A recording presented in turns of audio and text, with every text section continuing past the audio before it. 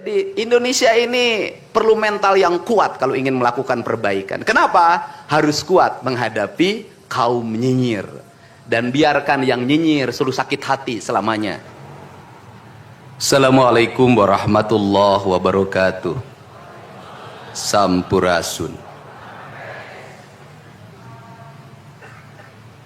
Yang saya hormati Forkopimda Provinsi Jawa Barat, hadir pada kesempatan pagi hari ini Wakil Ketua DPRD Provinsi Jawa Barat, Ketua Komisi 5 DPRD Provinsi Jawa Barat dan seluruh anggota, Kasdam 3 Siliwangi, Wakapolda Jabar, Wakajati Jabar, dan sahabat saya hadir juga, dan Kodiklat TNI. Saya ucapkan terima kasih, selamat datang. Sekretaris Daerah Provinsi Jawa Barat, para kepala perangkat organisasi perangkat daerah di lingkungan Pemda Provinsi Jawa Barat, pimpinan instansi vertikal yang saya hormati, yang memberikan supporting pada saya, Kaseto, pemerhati dan pelaku pendidikan anak-anak, dan yang paling berbahagia hari ini adalah orang tua.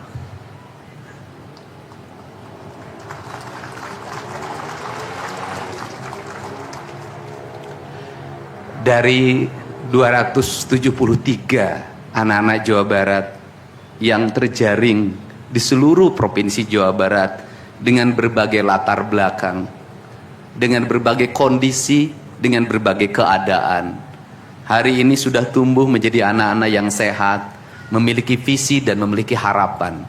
Bahkan menurut saya jauh lebih baik dibanding yang tidak mengikuti pendidikan di Dodik, Lembang, Rindam 3 Siliwangi. Saya ucapkan terima kasih buat komandan, wakil komandan, dan para pelatihnya. Yang pertama, hari ini kita bersama-sama memperingati upacara kebangkitan nasional. Saat masyarakat Indonesia, masyarakat Nusantara disadarkan dari ketertutupan telinganya, dari ketertutupan matanya, dari ketertutupan hatinya, dari kebutaan matanya, dari ketulian telinganya, dari kebisuan lidahnya, dan dari ketutupan hatinya, di mana saat itu kita masuk pada sebuah fase kita ternina-bobokkan oleh imperialisme kolonialisme yang menghamparkan lapangan pekerjaan, yang menghamparkan perkebunan, yang menghamparkan areal persawahan, yang menghamparkan areal-areal irigasi, yang menghamparkan areal bendungan. Tetapi mereka mengisi gedung sate ini, mereka mengisi gedung-gedung indah dan mewah di seluruh Nusantara. Tetapi gedung-gedung itu hanya memiliki hak mereka untuk melakukan pengelolaan keuangan, untuk melakukan pengelolaan kekuasaan, di mana seluruh hasil kekayaannya dinikmati oleh mereka dan dikirimkan ke negerinya, dan kemudian rakyat Indonesia hanya menjadi kuli dengan gaji yang terbatas, dan beberapa orang Indonesia yang tunduk menjadi kaki tangannya menikmati sebagian kekuasaannya, bahkan menikmati uang-uang yang seharusnya dibayarkan kepada para pekerja Indonesia yang lapar, yang hitam kelam terbakar, yang disebutnya sebagai rodi. Mereka mengambil hak-hak mereka dan dinikmati oleh mereka yang hari itu berkongsi dengan kolonialisme. Maka kesadaran itu tumbuh, lahirlah gerakan Budi Utomo, lahirlah gerakan Sumpah Pemuda, dan seluruh gerakan itu dimulai dengan sebuah kesadaran dan hilangnya rasa takut pada dirinya bahwa kita adalah pemilik hak dari negeri ini. Hari ini kita disadarkan pada sebuah peristiwa di mana kita sering buta mata kita, kita sering tuli telinga kita, dan kita sering gagu lidah kita. Ketika anak-anak kita berteriak di jalanan, mengusung sangkur, membawa celurit, saling berkejaran, darah menetes di setiap sudut kota, motor-motor dibakar, orang menjerit penuh rasa ketakutan. Kita hanya bisa diam. Ketika di sudut-sudut kota anak-anak kita menenggak ciu, ketika sudut-sudut kota anak-anak kita makan eksimer, ketika di sudut-sudut kota anak-anak kita makan minuman oplosan, mereka jatuh tersungkur, matanya merah penuh dengan rasa emosi, pulang ngamuk ke orang tuanya, kita hanya bisa diam. Ketika anak-anak kita menghabiskan waktu main game online sampai jam 4 pagi, tidak masuk sekolah, di rumah ngamuk, mengancam orang tuanya dengan pisau, menusuk kakeknya dengan sangkur, kita hanya bisa diam. Proses kita hanya dua, pidana dan penjarakan dalam penjara anak. Tetapi kita tidak pernah menyadari bahwa seluruh lorong-lorong kegelisahan mereka, seluruh hiruk pikuk jalanan tak membuat mereka nyaman. Sudut-sudut rumah menjadi neraka bagi kehidupan mereka. Lapang-lapang bola tergusur menjadi industri perumahan, pemukiman dan pertokoan. Mereka kehilangan tempat bermain. Mereka kehilangan air yang jernih di sungai sehingga bisa mereka berenang. Mereka kehilangan gunung-gunung yang indah tempat mereka bercengkrama dengan alam. Mereka kehilangan sawah yang terhampar. Yang mereka lihat adalah kebisingan dan kebisingan. Bising di jalanan karena knalpotnya brong. Bising di rumah karena orang tuanya bertengkar. Maka mereka lari dalam lorong-lorong gelap. Digenggamnya handphone, diambilnya obat-obat terlarang, ditengahnya minuman dalam sebuah kelompok yang sama. Kita orang-orang yang terpinggirkan di rumah, kita orang-orang yang terpinggirkan di sekolah. Guru-guru telunjuknya menunjuk pada wajahnya, tapi tak bisa memberikan solusi kegelisahan jiwanya. Semua orang hanya memberikan pengamatan, analisis, kajian. Itulah metodologi yang dikembangkan bangsa ini. Tetapi tidak ada yang berani mengambil solusi, mengangkat mereka di sudut jalanan, dimasukkan ke barak, dididik secara militer, diarahkan menjadi anak-anak yang berguna. Kedisiplinan militer adalah harga mati bagi kemajuan bangsa, bukan musuh. Pandangan-pandangan buruk terhadap militer adalah pandangan-pandangan orang yang takut anak-anak Indonesia bangkit, yang takut anak-anak Indonesia mencapai kemajuan. Mereka takut bangsa ini menjadi bangsa kokoh dan tegap. Mereka ingin bangsa Indonesia menjadi bangsa pemabuk yang setiap hari mabuk akan ilmu pengetahuan, yang setiap hari bertengkar di TV, yang setiap hari bertengkar di medsos, sementara hamparan kekayaan alam diambil sama mereka. Janganlah kita menjadi antek dari bangsa lain, memporak-porandakan diri sendiri dan bangsanya dengan alasan pengetahuan, dengan alasan hak asasi manusia. Anak membawa motor di bawah umur adalah pelanggaran hak anak. Kapan kita bertindak? Dan selama ini kita membiarkan anak-anak nonton film tanpa didampingi oleh orang tua. Itu adalah pelanggaran anak, dan kita tidak pernah bertindak. Anak-anak di bawah umur merokok, minum minuman keras, itu adalah pelanggaran hak anak. Semuanya kita berdiam. Anak-anak main game online, nonton tayangan-tayangan dewasa lewat media sosial, kita berdiam. Negeri ini akan hancur manakala semua orang berdiam. Maka orang yang memegang kekuasaan harus menggunakan tangannya untuk merubah seluruh kemunkaran ini menjadi sebuah kebajikan. Kalau kita berkomitmen pada bangsa ini, problem anak-anak kita adalah mengkonsumsi tayangan yang bukan haknya di media sosial. Maka saya meminta peraturan pemerintah yang mengatur tentang itu segera dilaksanakan. Anak-anak di bawah umur tidak boleh mengakses media sosial yang bukan haknya. Seberapa besar pun gagasan yang saya gagas, seberapa kuat pun kekuatan yang saya bangun, saya tidak akan bisa melawan jutaan akun yang merasuki otak kiri dan otak kanan anak-anak kita. Untuk itu, pada saat ini sudah saatnya kita tidak saling menyalahkan. Untuk itu saat ini tidak ada salahnya kita mengambil tindakan berdasarkan perilaku kita masing-masing.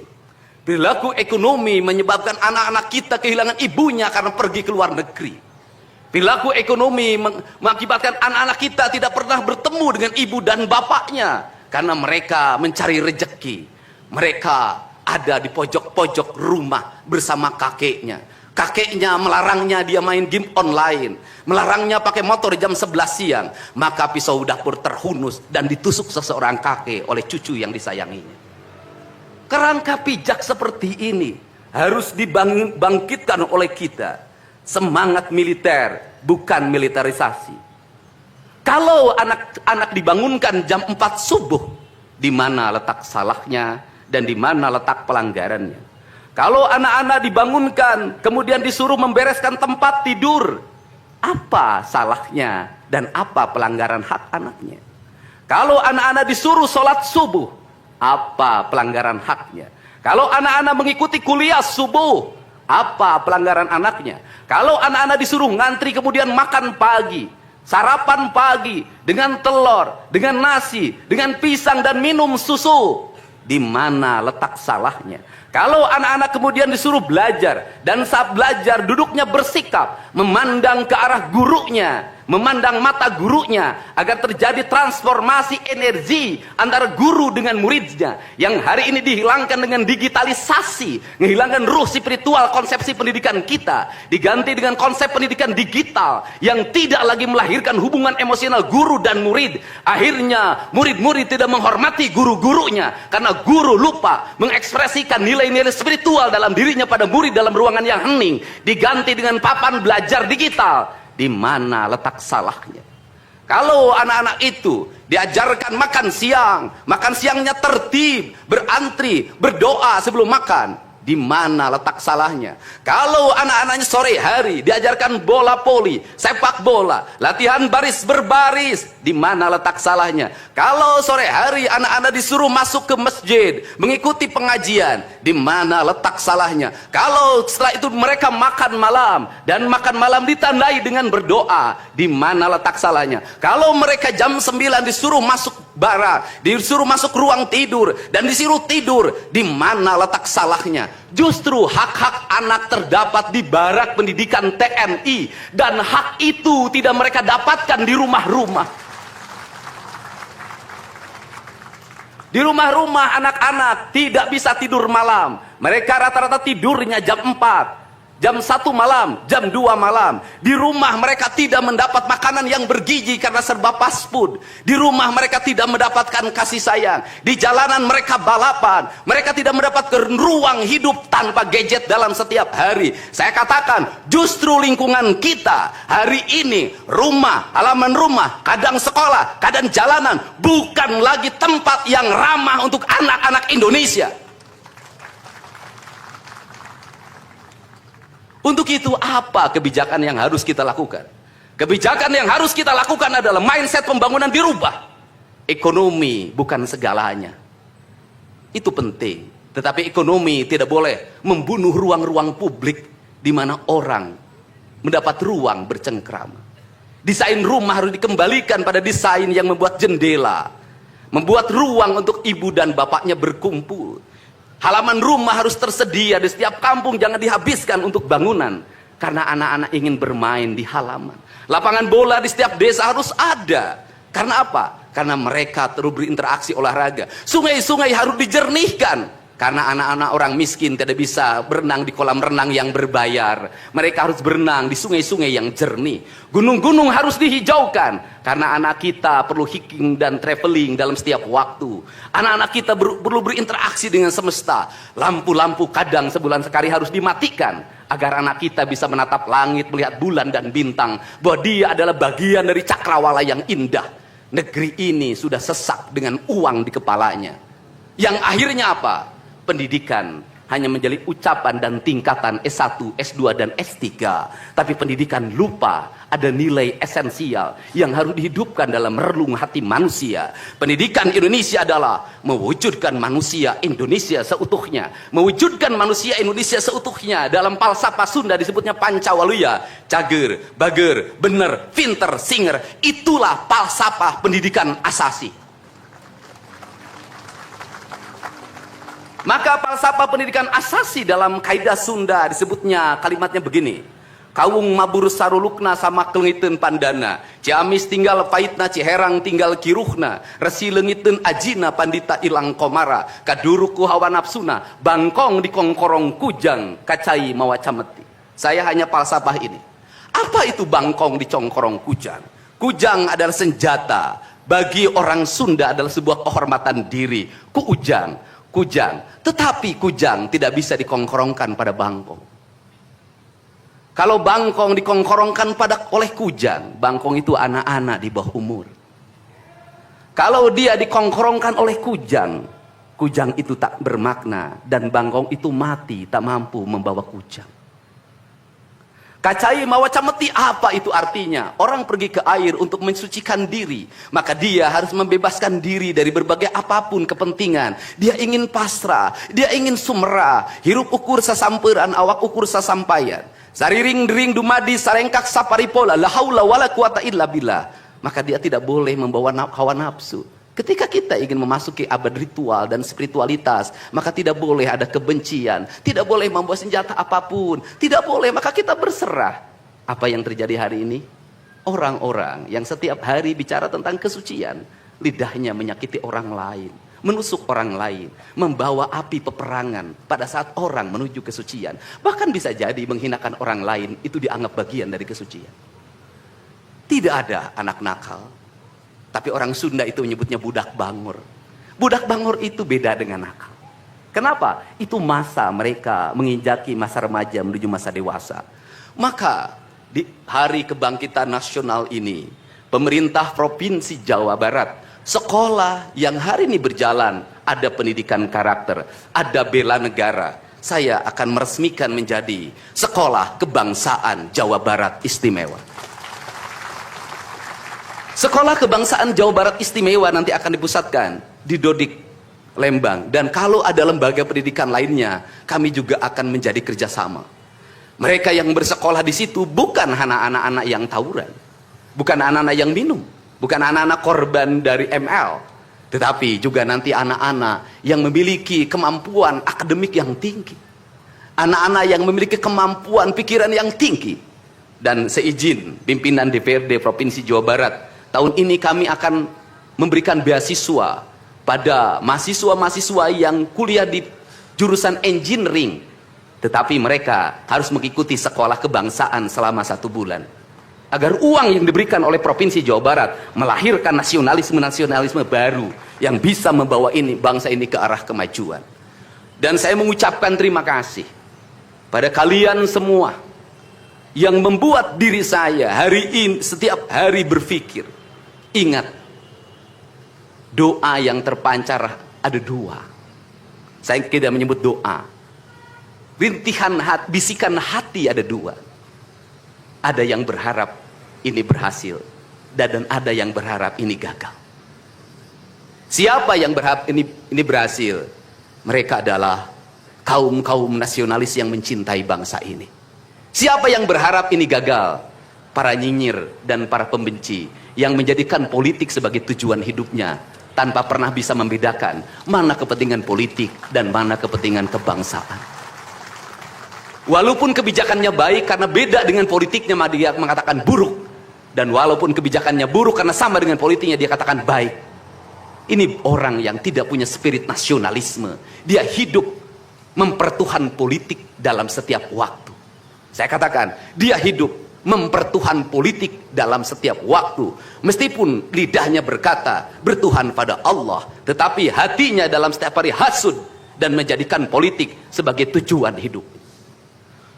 Dan barangkali bisa dilihat dari seluruh rakyat Jawa Barat, karena ini tertransformasi lewat media televisi dan media digital, yang menjadi petugas upacara hari ini bukan pasukan paskibraka yang biasa kita pakai, tapi mereka adalah peserta didik sekolah kebangsaan Dodik, Lembang, Rindam 3, Siliwangi.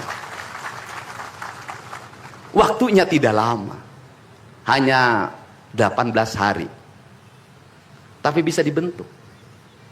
Pertanyaannya adalah, di sekolah mereka bisa dibentuk seperti ini?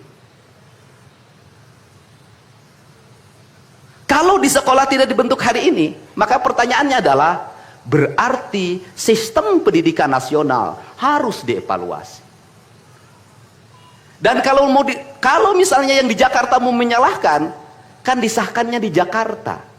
Kan anggaran yang triliunan disahkan di Jakarta.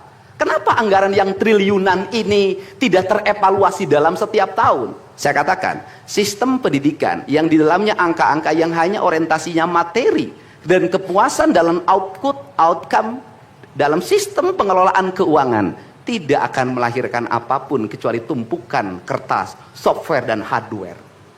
Tetapi pendidikan yang lahir dari jiwa dan lahir dari cinta tanpa biaya yang besar, dia akan melahirkan anak-anak penuh dengan semangat kebangsaan dan punya spirit Pancawaluya. Itulah pentingnya hati, itulah pentingnya rasa. Untuk itu hari ini ada antrian, ribuan orang yang ngantri ingin memasuki pendidikan di pendidikan sekolah kebangsaan. Dan kalian semua hari ini bisa bertemu dengan orang tuanya, bisa mendapat sertifikat dari kami, dan bisa pulang dulu. Nanti dalam 2 minggu sekali kami siapkan mobil di setiap kabupatennya untuk pergi ke Dodik lagi, mengikuti pematangan, bukan di Dodik nanti, di Badan Diklat ESDM Pemda Provinsi Jawa Barat, kalau nanti di Dodik diisi oleh siswa yang baru. Dan kami akan memantau perkembangan kalian dalam waktu 1 tahun, bukan 6 bulan. Dan saya sudah meminta kepada Dinas Kesbangpol, Dinas Pemuda Olahraga, di upacara peringatan 17 Agustus 1945 Pemda Provinsi Jawa Barat, seluruh pesertanya berasal dari siswa didik sekolah kebangsaan di Dodik Lembang. Kalian semua jadi petugas upacara Agustusan nanti. Jadi tidak usah repot lagi, ternyata bisa. Dan hari ini bisa kalian bahagia. Saya ngasih bonus untuk petugas upacara dari Dodik ini 25 juta untuk dibawa pulang ke rumahnya masing-masing. Dapat uang saku, makannya enak, tidurnya nyenyak, berubah mental, bajunya bagus, pulang dapat bonus, gratis lagi. Dan tentunya buat petugas yang lain juga kita siapkan 25 juta. Nanti ditanya lagi, itu duit dari mana? Ladang onten. Saya selalu ditanya, Pak Didi duitnya dari mana ngonten? Habis itu dimasalahin lagi, gubernur konten. Lebih baik dari jadi gubernur konten, punya duit diberikan pada rakyat daripada gubernur molor. Bener nggak? Ya kan, daripada gubernur tidur, gubernur protokoler, gubernur ingin dihargai, gubernur menghabiskan anggaran jalan-jalan ke luar negeri, teu hayang teuing aing. Kang Dedi masuk gorong-gorong, ya sebentar lagi akan saya naik ke pesawat. Jadi Indonesia ini perlu mental yang kuat kalau ingin melakukan perbaikan. Kenapa? Harus kuat menghadapi kaum nyinyir. Dan biarkan yang nyinyir selalu sakit hati selamanya. Karena Jawa Barat akan terus mengalami peningkatan pembangunannya. Ini baru 3 bulan. 100 hari itu tanggal 30 Mei, 100 hari kepemimpinan saya. Belum 100 hari, sudah banyak orang yang kepanasan. Apalagi 5 tahun. Dan saya ucapkan terima kasih. Ini upacara yang spesial. Kita dihadiri oleh Korps Pasukan Khusus. Tepuk tangan semuanya. Ada Kopassus, ada Kostrad, ada Marinir, ada istilahnya apa sekarang, Kopasgat. Kemudian ada infanteri, ada cavalry. Kemudian ada pasukan angkatan laut, kemudian juga ada brimob. Tepuk tangan semuanya, keren. Dan kalian semua, para peserta, ini yang keren-keren ini anak-anak kita ini. Anak-anak kita yang keren-keren ini, kamu tengok ke kanan, tengok kiri sambil minta sama Allah, besok kamu yang berseragam seperti mereka. Tepuk tangan kalian semuanya, semangat. Semangat. Semangat. Oke, yang terakhir ini buat biro umum, ini harus dirubah, Pak. Pertama, ini tiang bendera menghalangi gedung sate. Benderanya nanti harus digeser ke sebelah sana. Dan nanti kalau upacara tidak menghadap ke sana, tapi dari sini menghadap ke sana, agar panorama itunya tetap terlihat. Dan kalau di sana maka kebisingan kendaraan tidak akan terlalu mendominasi. Ini Feng Shui cara menata bangunan.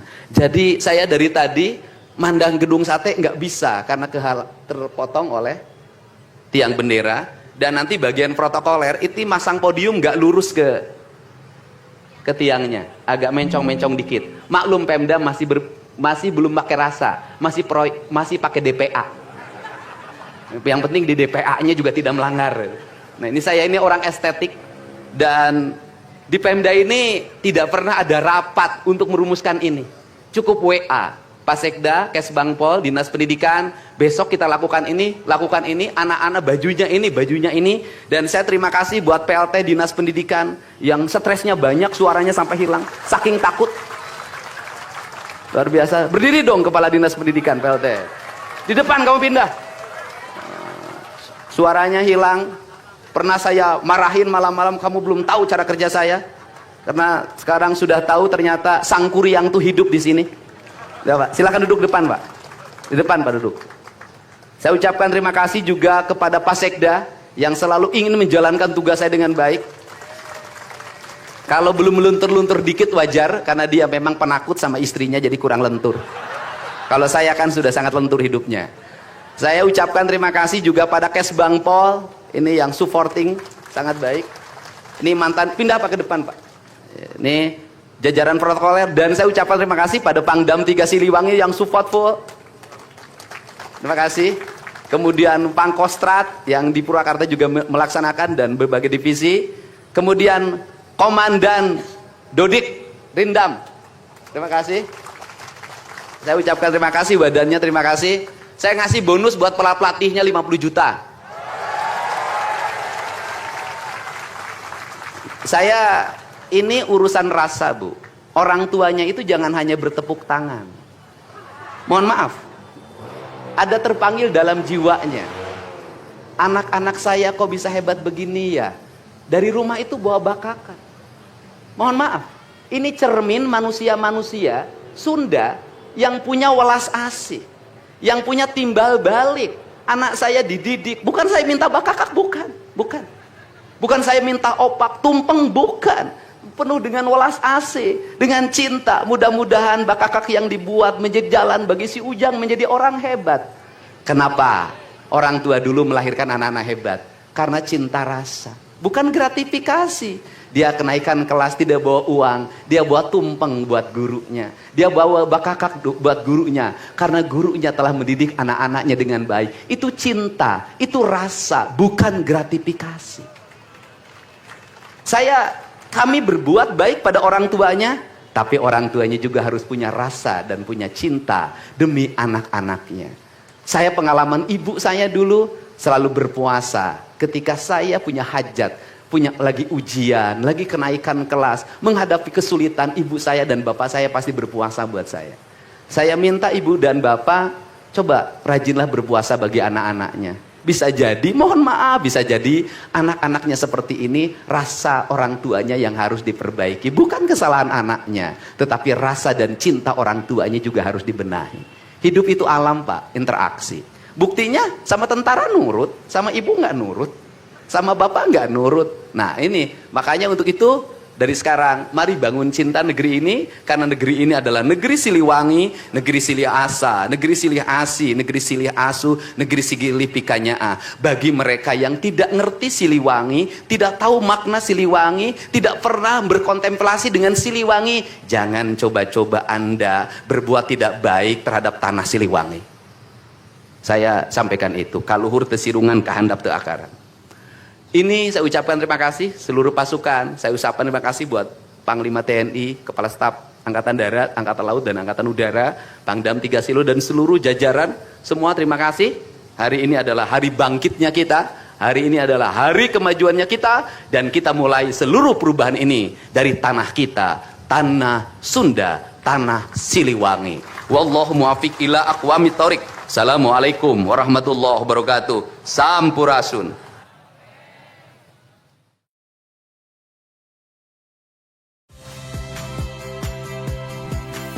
Saya Radi Saputro. Saksikan program-program Kompas TV melalui siaran digital, pay TV, dan media streaming lainnya. Kompas TV, independen, terpercaya.